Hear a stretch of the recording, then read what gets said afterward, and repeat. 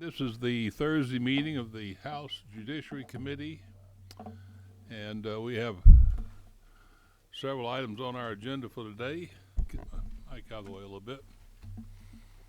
We generally try to take them in the order they are published, but sometimes we have to wait for someone to show up, so I think we're all right. We have, I know, Judge Lawton Stevens from the Western Circuit, which is east of Atlanta.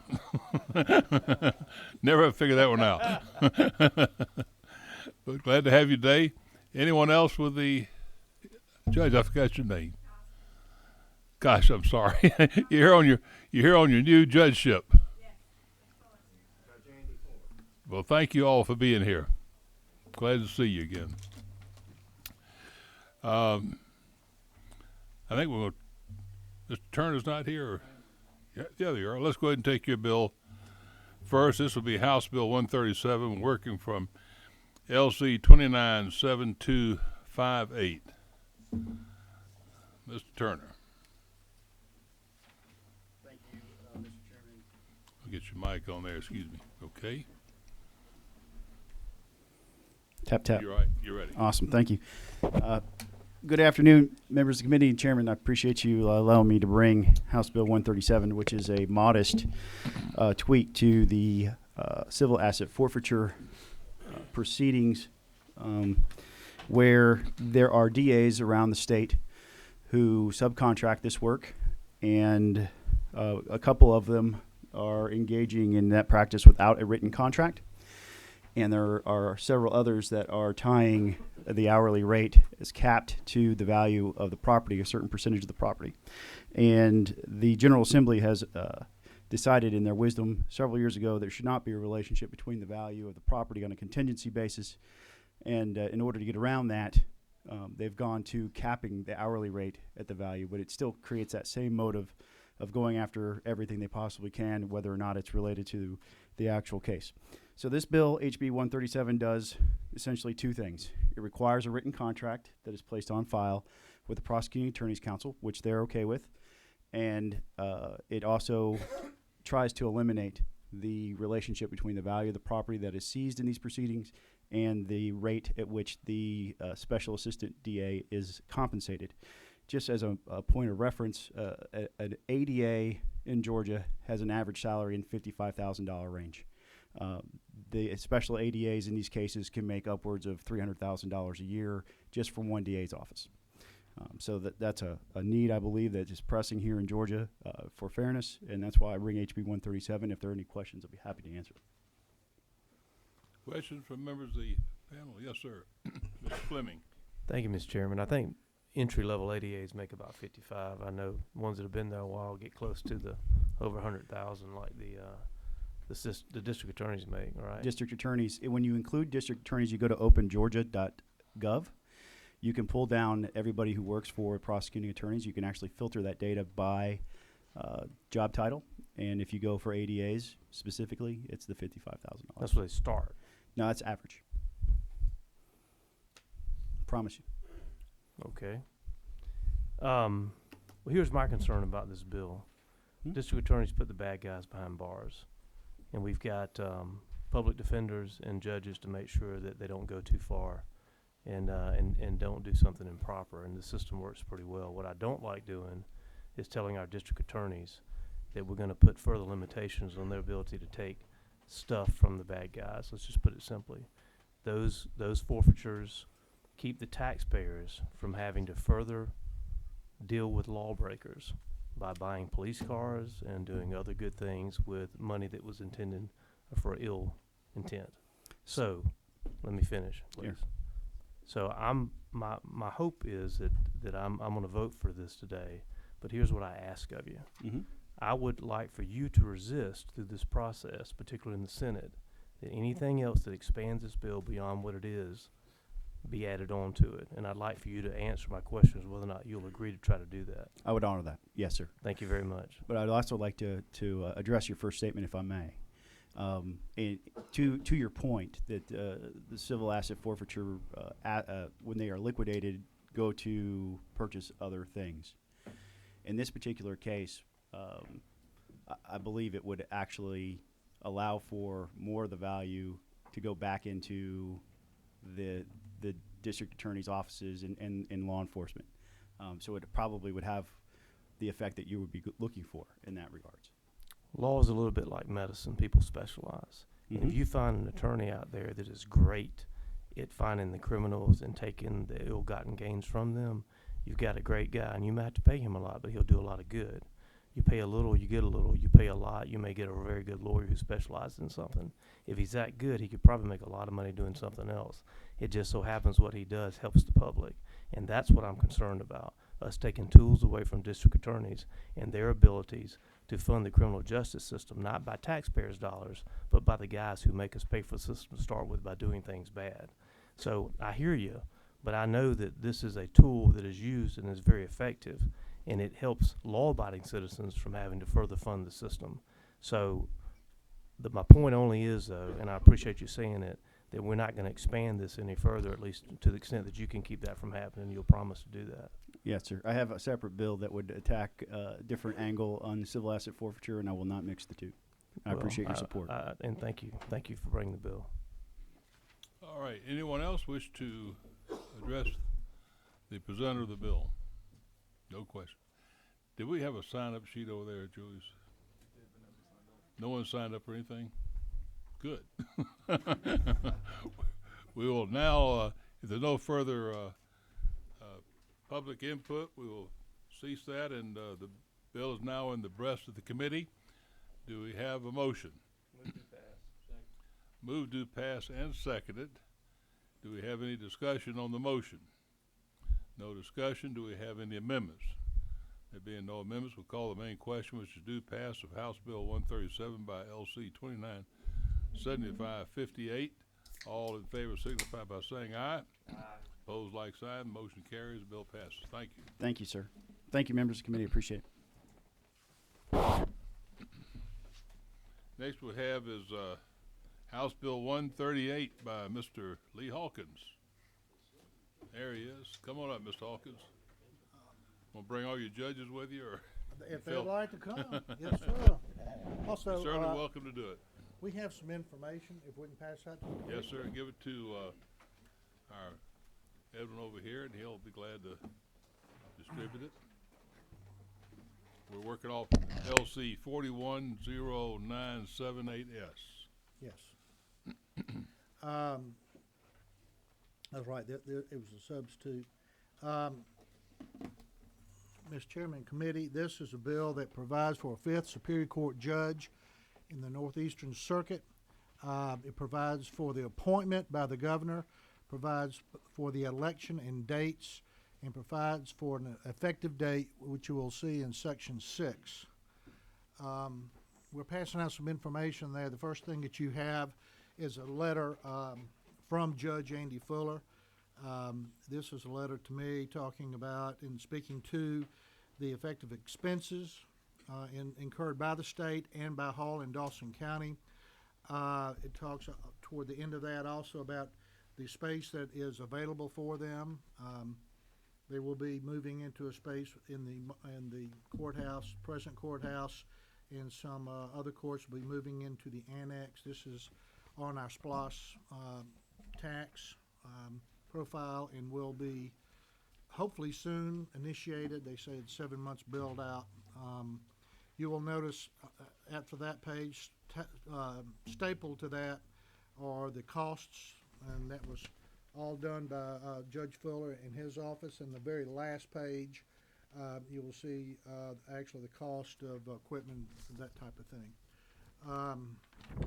This is a working sheet that you don't have, but you can see Andy and I sat down and pushed numbers this summer, and he did a really great job of going through all this. Second handout you've got is a letter from the legislative of Hall County supporting this. Third one you've got is a letter from the Hall County government commissioners in support. The fourth is the Dawson County commissioners in support. The fifth handout you have is a letter from Cynthia Clanton of the AOC. It discusses the workload evaluations. The second page has the calculations that they used to come to their the fruition in their decision. Also, I'd like to add that that's not shown on this work page is Hall County has 9 specialty courts, so they're busier than what that page actually indicates. The next handout you have is a letter from Judge Hugh P. Thompson, Chief Justice, saying that they have the JOC, AOC, on behalf of the Judicial Council, had reviewed this information and through nationally recognized best practice methodology have awarded the Northeastern Circuit a 5th judge. The last handout you have is a copy off the budget page showing that in the governor's budget there is funds created, the additional work, the judgeship. This is state funds, and of course the counties will have their own funding, and that was addressed by their letters. That's all I have really. It's really straightforward, but I'm sure Judge Fuller would like to say a few Please words. do, Judge. Come over to the mic if you would, and let us hear from you about it. Thank you, Mr. Chairman, and I'm here on behalf of Judge Goslin, who is here today, Judge Oliver, who is not, and Judge Deal is not also, but I speak on their behalf also.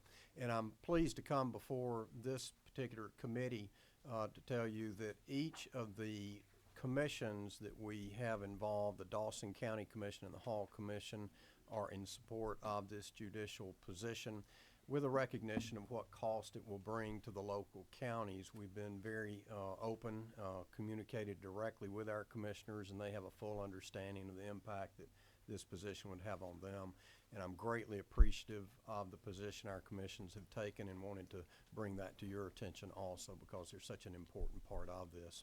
But of course, the most important part of it is the House today, and we ask that you allow us to move forward in this direction to obtain a 5th judge.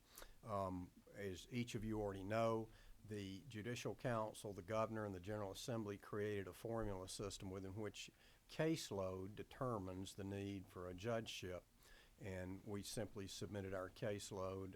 It was considered, it was put through the formula, and it indicates that based on caseload that we qualify with a 5.39 number. The threshold figure is 5.32, and in reality, as we discuss it, it means that you need 5.39 judges within the circuit. And so we hope that the committee will be receptive to our position, and I'm here to answer any questions that you might have. Let me ask one question. Look at your salaries and positions, which I appreciate you providing that. How is it determined the dividing up between Dawson County and Hall County, the supplemental amounts that are paid? Hall County and Dawson County have reached an agreement, and the agreement they've reached is that Dawson County will reimburse Hall County 16.6%.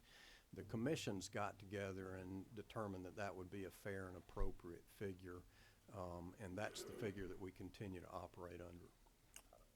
Okay, so if they're reimbursing Hall County. Hall County is paying what would be the actual supplement to the judge's salary by one check, and they just get a check for to Hall County from Dawson County for their portion. And I misspoke to some degree. That's the agreement they have that we have as a funding agreement for the entire operation of the Superior Court. Our supplement, of course, I'm paid a state salary. Yes, sir. And then I'm fortunate to be paid a salary We'll supplement. give you a raise. By that, yes, sir. Thank you, and we appreciate that more than you can imagine. We'll keep bringing it up. And we receive a salary supplement from Hall County and a salary supplement from Dawson County. That is separate, and it is not based Okay. on that formula. Oh, it's not? It is. It may be when you did the math. It's more based. Looks like more than, be less than 16%, I believe. It would be, and I think it has just evolved that Dawson County has paid that amount for years, and Hall County has paid the amount they pay for years. Okay. And I don't think they have a real agreement between themselves. I understand. And that was my next question. Has the supplements been modified in any recent years? Hall County last modified our supplement. Kathy, you'll have to help me on this. It's been several years. Right, and we're not subject to a pay increase from a cost of living or any type of raise that the county may give to other county employees. Dawson County has not increased its supplement for 17, maybe even longer than that, Okay. 17 years. When you have 5 judges, will all 5 of them be primarily housed in Hall County, or do you plan to have one? I'm thinking of how rapid the growth has been in Dawson County. Do you gonna have all 5 of them in Hall, as far as I call the housing of judges, as opposed to having maybe one of them housed over in Dawson County on a generally regular basis? What do you- And what do you Mr. know? Chair, our caseload still is driven substantially by Hall County. However, we've thought about a judge being in residence in Dawson County. And again, I can brag on that county because Dawson County did a sales tax and built a new courthouse. It's a beautiful facility, plenty of room, one of the facilities I've seen in my career that's built for the future. So there would be room to place a judge there, and we're going to watch that very closely. What's the population of Dawson County now? I think, I'm giving you a rough guess, 25,000, somewhere in that Really? neighborhood. I think they've gotten up to Okay. that point. 400's just exploded over there. Yeah, well, I thought it was more than that, frankly. And you may be correct, I Mr. just- Chairman. I think I'm giving you pretty Well, accurate the heaviest information. traffic place is going up 400, I know. It's awful. Sure is. If you count the people at the mall, it adds another 40,000 probably. That's about right, it does. Hard to get inside, out of that bar seat anymore. Mr. Fleming. Thank you, Mr. Chairman. Judge, thank you for coming today. You were talking about the case count, and you may not be the person to answer this question, but it looks like you've been involved in examining it as y'all have gone through this process a little bit. As far as counting how many cases y'all handle, is that simply numbers you take from the clerks of court? It is Representative Fleming. The clerk of court is responsible for maintaining a case count that then is provided to the AOC. So both our clerk of court in Hall County, Charles Baker, our clerk of court in Dawson County, Justin Power, have done that. We also put an effort into making sure that that is an accurate count. It does nobody any good to have numbers that are not considered accurate by us. So we do review those to make sure they're in the appropriate categories, so that we do get credit for our caseload, but at the same time are not given credit for any caseload that perhaps has been submitted in the incorrect category. So we're real confident in our caseload count that supported this request. And the scope of my question may go beyond what we are here today, but quite often when things get brought before us is when we think to ask a little bit about it.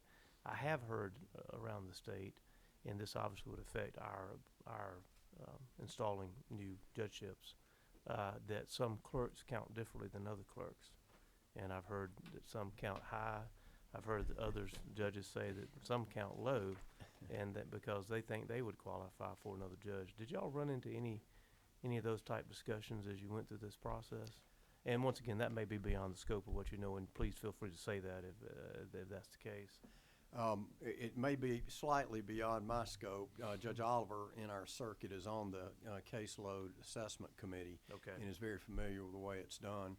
And they make a genuine effort to create enough categories that it's very difficult to submit a caseload that is not accurate.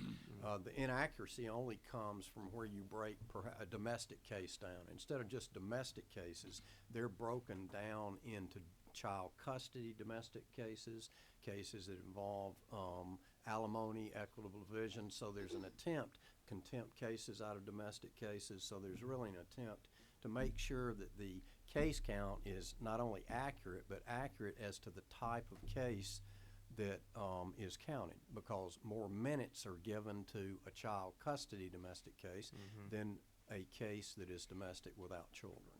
Right. And so I think generally speaking, our mechanism for counting cases is as good as probably you can get right now. Okay. I wish we had a statewide data processing base that could case count, but we just don't right now. Okay. Thank you, Judge. Thank you, Representative Fleming. Any other questions by members of the committee of the presenter? If there are none, we will close off further public input. And House Bill 138 is now in the breast of the committee. Do we have a motion? Move to pass.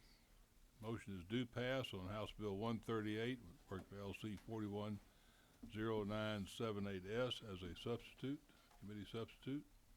Do we have any discussion on it? Second on it? Who seconded it? Anybody second it? Got a few. Any discussion on the motion? Any amendments? There being none, the chair will call the main question, which is due pass House Bill 138 as committee substitute. All in favor signify by saying aye. Opposed, like sign. Motion carries. Thank you, Mr. Hawkins. Thank you, committee. We'll now take up House Bill 162, LC 410926. Ms. Betty Price. Come forward, Ms. Price. Glad to have you with us.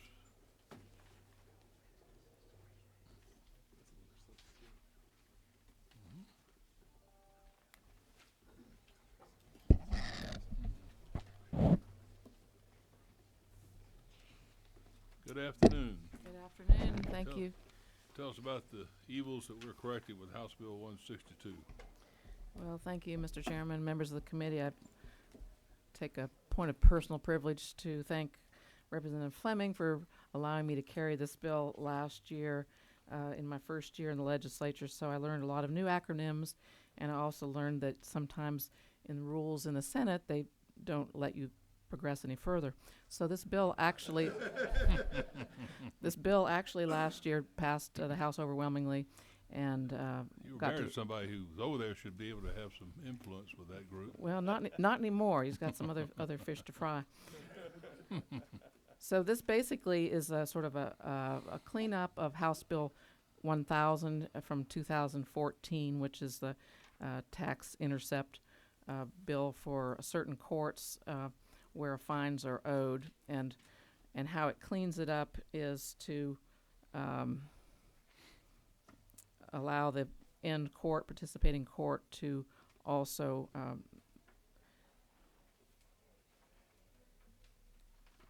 be named with the intercepted tax through the AOC to that in court. So what it allows for is improved customer service in that the monies can be handled there and not have to administratively burden the AOC for all of that work. The pilot program started last year, and we're now up to 30 courts participating, and it's How many? gone very well. How many courts? 30. 30, okay. And there have only been 2 appeals of the intercept, and those have been resolved easily. There is a fee involved for the court, so anyone who doesn't pay their fine on time may get their refund back, but there will be a fee taken. But that was in the original bill. And that fee is how much? $20, $20, all right. or up to $20. So the courts will set what they consider to be an amount sufficient for the fee up to $20? Correct. And the person has, in the original bill, which is already, law, the person has up into 30 days to appeal the tax intercept in the first place, but they're still going to be subject to the fee if they haven't paid their fine on time. Okay. Thank you. And there was some cleanup language that we noticed in subcommittee. Apparently, it's already been taken care of administratively. There were a couple of misspelled words and a hyphen that was missing. So I believe that's been taken care of already. But that was in last year's bill. So otherwise, everything's identical to last year's bill. I ask that because we don't show this as a substitute bill. No, I think what she's referring to is that the Bill from last bill year. from last Okay. year had a section in it that had some.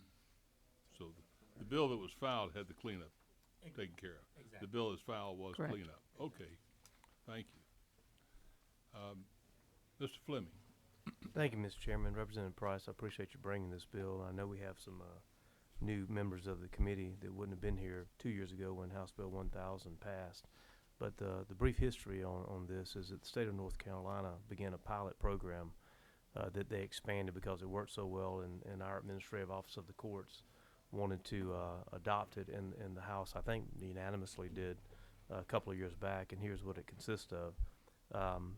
Our Department of Revenue, of course, gives tax refunds to people across the state. And we already had a system in place where if you owe child support and we're not paying for that, that refund could be captured and put to the appropriate child. What we did is expand that a little bit further by saying if you have broken a law and owe a fine and don't pay that, through the cooperation with the cities and counties, you can go out there and grab that refund and pay the fine that was not paid.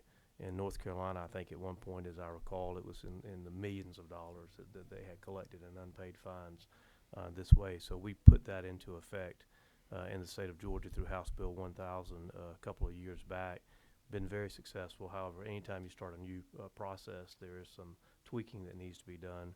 One of the things that Representative Price's bill does, as I understand, if there's ever any monies taken inappropriately, that refund is given, and this clarifies the fact that the Administrative Office of the Courts, who serves as the administrative agency for this, can get that money back to the court where it came from, and that money can be given back to the person it belongs to. So it actually is a tweak that helps the system work better in favor of the person who may have had some money taken from them inadvertently, which I don't think happens very often, but when it does, we want to make it right.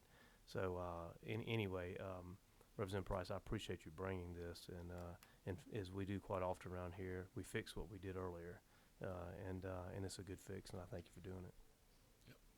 I appreciate the opportunity to fix your bill. Somebody's got to. Happens all the time. All right, any further questions of members of the committee of the presenter? If not, we've got, I think, one person here. Is there Gary Jackson in the audience? Yes, Mr. Chairman. Come forward, Judge Jackson. Thank you. Introduce yourself and Thank you. Mr. Chairman, members of the committee, I'm Gary Jackson. I'm Deputy Chief Judge of the Atlanta Municipal Court and President of the Council of Municipal Court Judges. And through Representative Fleming, we were very successful in getting House Bill 1000 passed. I know in our court alone, we've collected slightly less than $9,000 in unpaid fines and haven't had to put a single person in jail for violating their criminal sentence to pay a fine when they physically could. And one of those appeals was actually one of my cases, and it was very efficient. And this bill has a judicial council, the big council itself, do pass recommendation, and it does tweak a few things, and the AOC who administers this has asked us to do this, and we hope that the committee will vote this forward. all right, any questions of Judge Jackson? If not, we're very grateful for your Thank you, taking sir. time from your busy schedule to be with us today. Well, thank you, Mr. Chairman. Thank you for your letter last year. Is there anyone else who would like to address the committee on House Bill 162? If not, we will close off further public input. The bill is now on the breast of the committee. Do I have a motion on House Bill 162? The move do pass and seconded. Do we have any discussion on the motion? There being no discussion, is there any amendments? There being no amendments, we'll call the main question, which is the passage of House Bill 162. All in favor signify by saying aye. Aye. Opposed, like sign. Motion carries. Thank you. Thank you. Next we have is House Bill 185, which is LC 297325. And this is Mr. Coomer. Welcome, sir. Thank you, Mr. Chairman. Our whip, Absolutely. majority whip. You did a good job today on 126, by the way. Well, I tell you what, I'm just here to bask in the glow of the guy who got 2 unanimous votes on the floor today. So maybe some of that'll rub off. Easy bills, baby. All right. House Bill 185 is a bill that clarifies the probate code a little bit as it relates to associate probate court judges. And it specifically provides that associate judges of the probate court are not prohibited from acting or not prohibited from serving as judge advocates in the reserve components of the military or in the National Guard. And the bill came about because we do have an associate judge of a probate court in the state who is an Army JAG and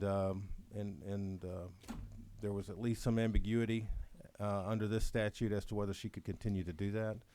And so in cooperation with the probate judges council, we're bringing this bill just to clarify that there's no prohibition on an associate judge of the probate court acting as a JAG in the National Guard. And this is one of those things I have to ask myself, do we really need to have a law to say that? Well, you know, there's Just- this little state so agency many called the times JQC that sometimes gets spun up about little issues, and so we just didn't want to have anything to worry about here. Not a bad point. All right, appreciate that information. Mr. Coomer, is anyone on the committee who wishes to question the presenter? If not, we appreciate your coming before us today. Is there anyone in the audience who'd like to address the committee on House Bill 185? If not, we will close all further public input, and House Bill 185 is now in the breast of the committee. The chair will accept motions. We've got a do pass motion, and it's been seconded. Do we have any discussion on the motion? There be no discussion. Are there any motions to amend? There being none, we call the main question, which is a do pass to House Bill 185. All in favor signify by saying aye. Aye. And opposed, like sign. Motion carries. Thank you so much. Thank you, Mr. Chair. Next we have is House Bill 190, LC 4109998S. Ms. Hanson, you there you are. You did make it in. I knew you were going to be a little delayed. We'll let you keep your place and present to the committee your bill, House Bill 190, as a committee substitute. Thank you, Mr. Chairman. And fellow Judiciary Committee members, as I said in our subcommittee hearing on Tuesday, I'm bringing to you a bill that has been previously passed out of this committee twice before. The purpose of this bill is to clean up the Georgia Code as it relates to marriage contracts and marriage articles. First, it formally requires all antenuptial agreements, more commonly known as prenuptial agreements, to meet certain requirements, and those are that the agreement must be in writing, it must be voluntarily signed by both parties, that the signature of the parties must be attested to by 2 witnesses, and that one of these witnesses must be a notary. The bill also eliminates the use of the term marriage articles, as it is an antiquated term that basically has no place in modern-day practice of family law. Notably, this bill is part of the Georgia State Bar package and is fully supported by the Board of Governors and the Family Law section of the State Bar, of which I am a member. I ask for the committee's favorable consideration of House Bill 190. All right. Thank you, ma'am.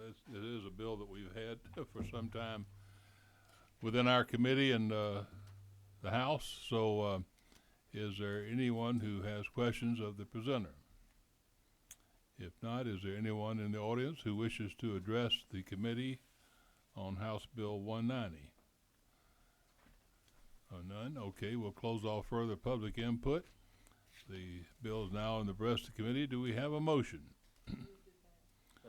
Motion do pass, and there is a second to the motion. Do we have any discussion on the motion? There being none, do we have any amendments, proposed amendments to the bill? There being none, we'll call the main question, which is a motion do pass House Bill 190 as a committee substitute, LC 4109998S. All in favor signify by saying aye. Aye. Opposed, like sign. The motion carries. Next we have is House Bill 197, LC 291481 by Mr. Teasley. Please join us, sir. Glad to have you. Thank you, Mr. Chairman. I'm happy to be here. Bring before you today House Bill 197, sharing with the subcommittee yesterday. As a realtor, one of the things I've seen happen over the last several years is an increase in what I would call third-party deed solicitation, where a company sends a document that looks very official, sends it to a new homeowner before they receive their deed back from the county after having a recent real estate purchase.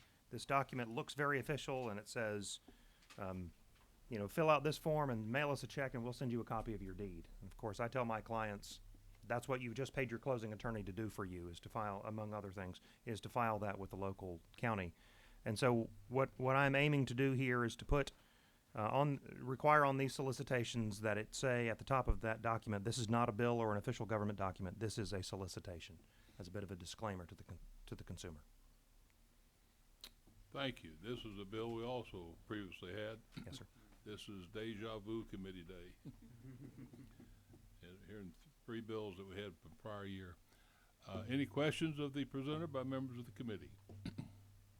If not, we will ask anyone in the audience wish to address the committee on House Bill 197. If not, we will close off further public input. House Bill 197 is now in the breast of the committee. Do we have a motion? Due pass. Motion is due pass, and we have a second to the motion. Any discussion as to the motion? If not, are there any amendments? There being no amendments, we'll call the main question, which is the due pass House Bill 197, which is LC 291481. All in favor signify by saying aye. Aye. Opposed, like sign. Motion carries. And that concludes the business of the committee today. Thank you, Mr. Chairman. We thank you for your time. If there's no further business, the chair will adjourn the meeting. Thank you.